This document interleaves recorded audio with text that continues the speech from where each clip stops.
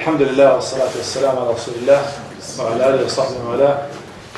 اللهم علمنا ما ينفعنا وانفعنا بما علمتنا وزدنا علما. Who could say that in English? Oh Allah, teach us that which of benefit to us and help us to benefit from that which we have learned. A great dua of Prophet Muhammad sallallahu alaihi wasallam. And he used to say, Allahumma inni a'udhu bika min ilmin la yanfa'. I seek refuge in you, Allah, from knowledge that does not benefit. Sometimes we learn anything that don't benefit us. Today we'll continue talking about the life of the greatest man ever walked on earth, Muhammad sallallahu alaihi wasallam.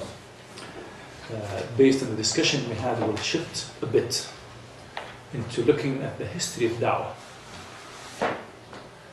and the approach or the approaches that Prophet Muhammad sallallahu alaihi wasallam followed in dealing with the ups and downs that he went through along with his companions in spreading the word of Allah.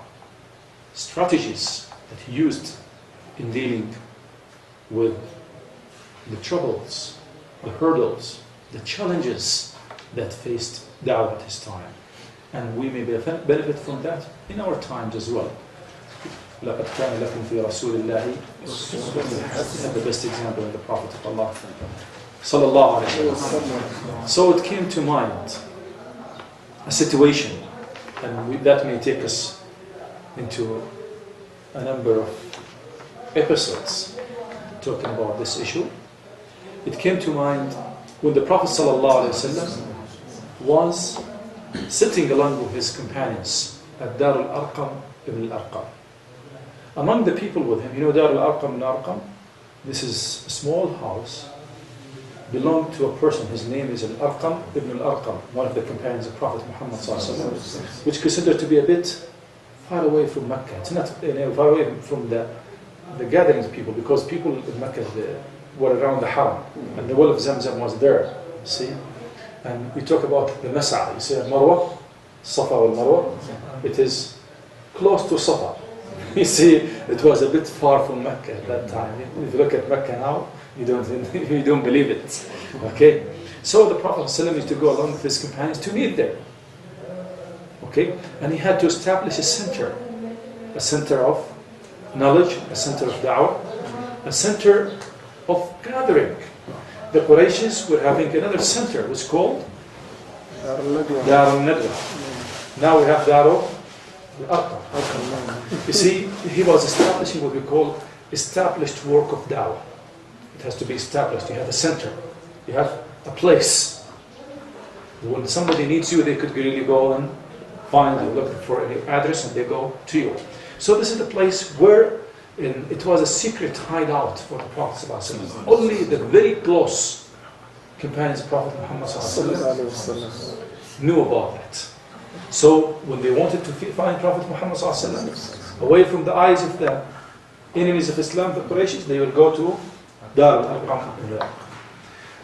So the Prophet ﷺ was in that room along with some of his companions. Can you name some of them?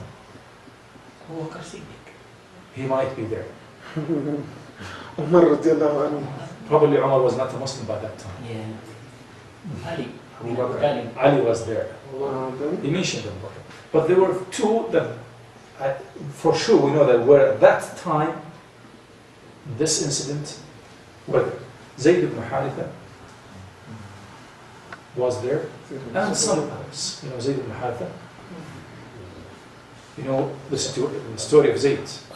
Okay, this is the person even the Prophet ﷺ adapted until the ayah of negating adoption took place. Zayd ibn Haritha. So the Prophet ﷺ was sitting with his companions.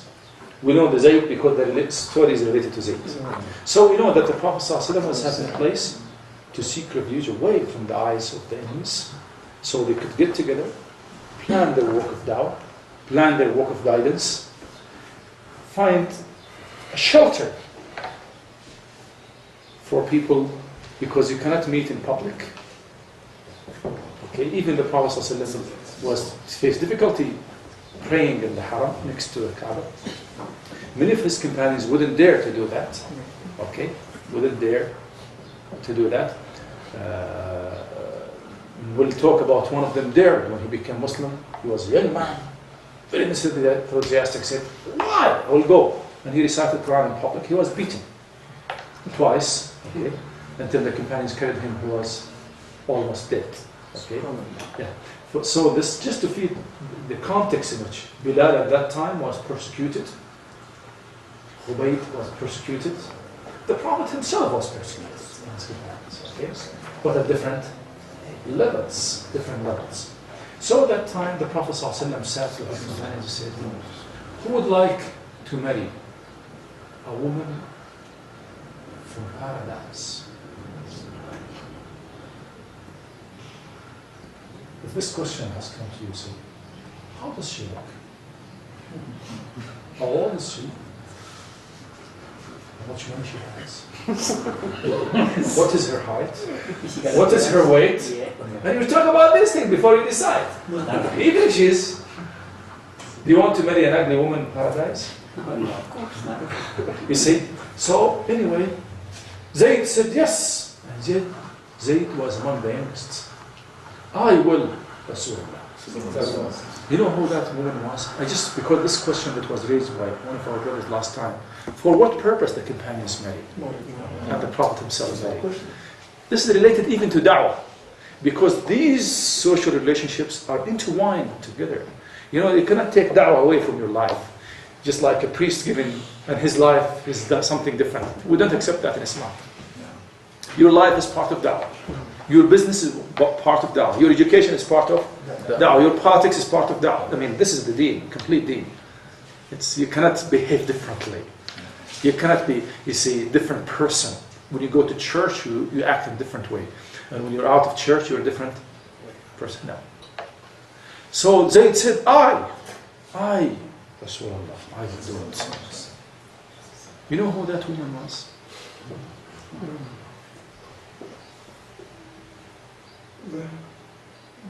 The wife of Zayd? Zainab bin Haris. The first cousin of Prophet Muhammad sallallahu alaihi wasallam, Zainab.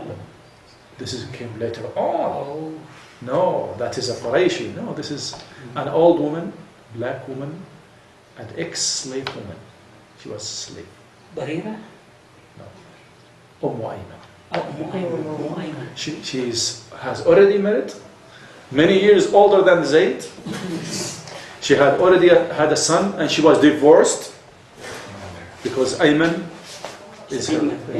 Okay, and Zayd said, when she came on, he was very happy, and he married her. She gave birth to who? To Usama. Usama ibn Zayd. How come, brothers? What's wrong with you today? Did you eat full? Okay, Usama ibn Zayd. Usama was black, you know that? And Zayd was white. Even the munafiqeen, my brother talked about the munafiqeen, they started saying, how come? A white father and a black son. Those people were color blind. You see, they wanted paradise. You see, this is very important to look at it. This is how da'wah started with those people.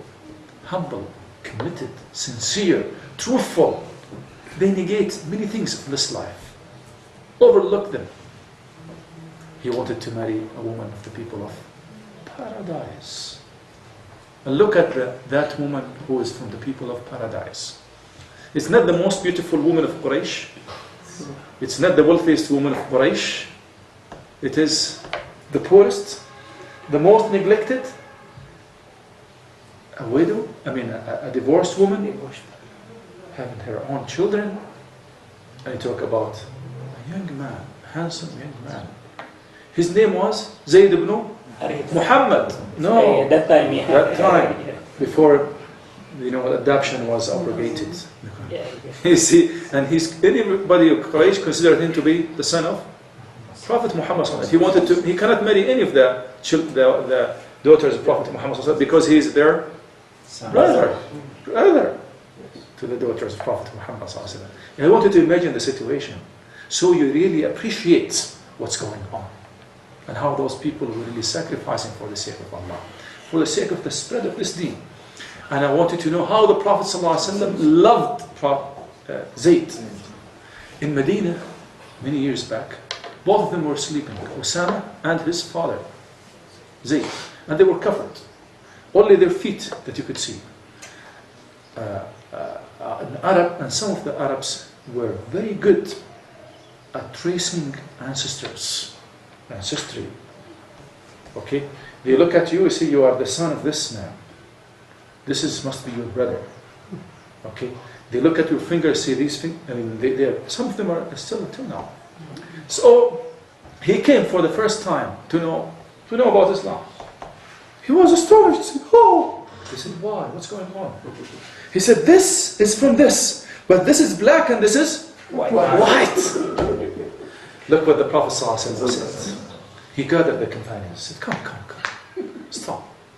What did you say before you came?" He said, "This." They want him to be a witness because people started gossiping.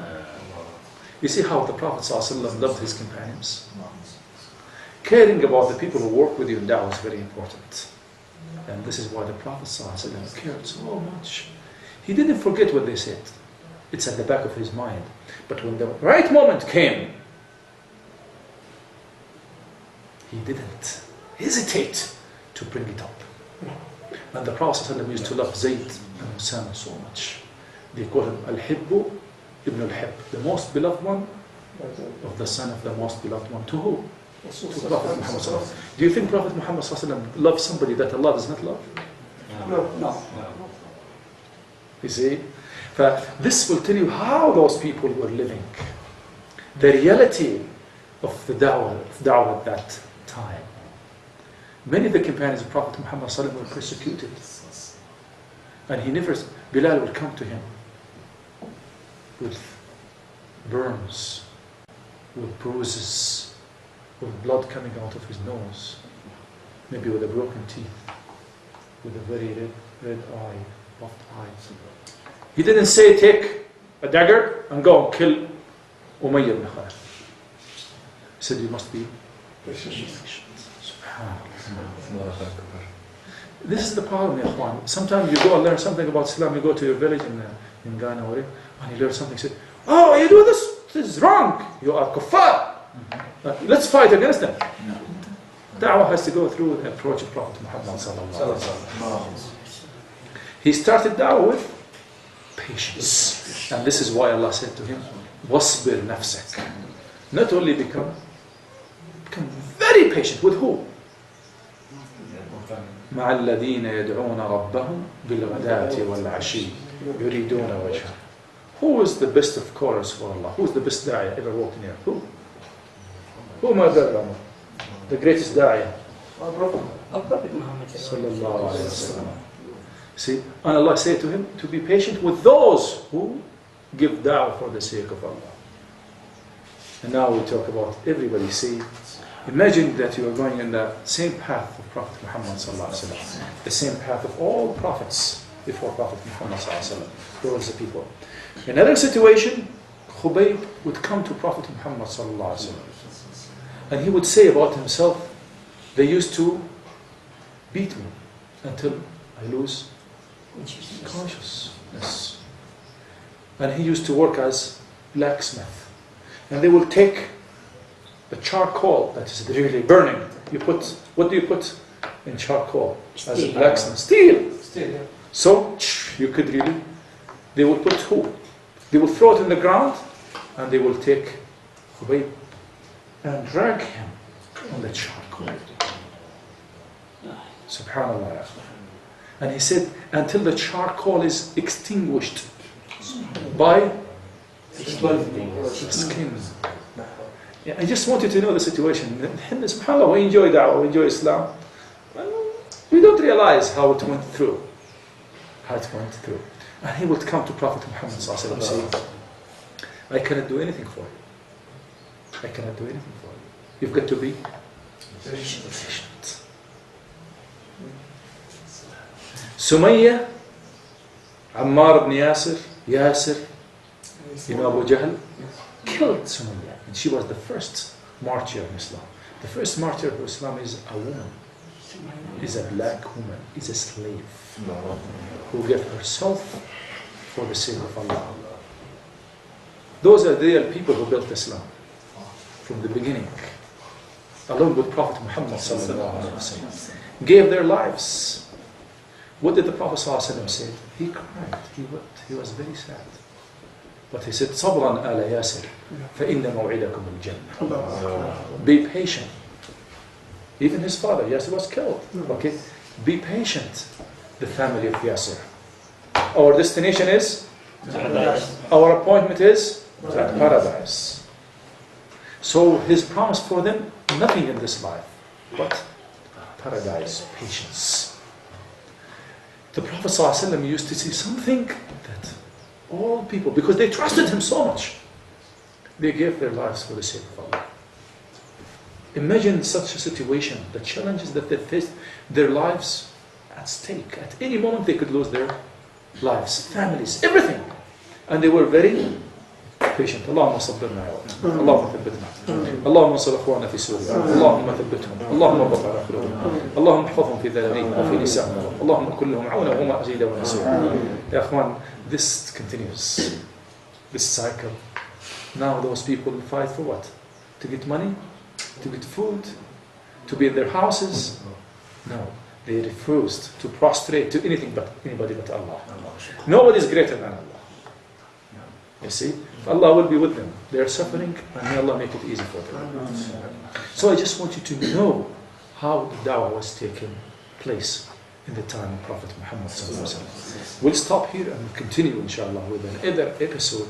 We'll look at another aspect of dawah, at the life of Prophet Muhammad sallallahu alaihi wasallam. At the beginning of this deen, that we get it complete, perfect. And if somebody would like to zigzag and play with it, no, we don't accept that. We only accept what Prophet Muhammad sallallahu alaihi wasallam sacrificed for, his companions sacrificed for, and worked for. Wassalamu alaikum wa rahmatullahi wa barakatuh.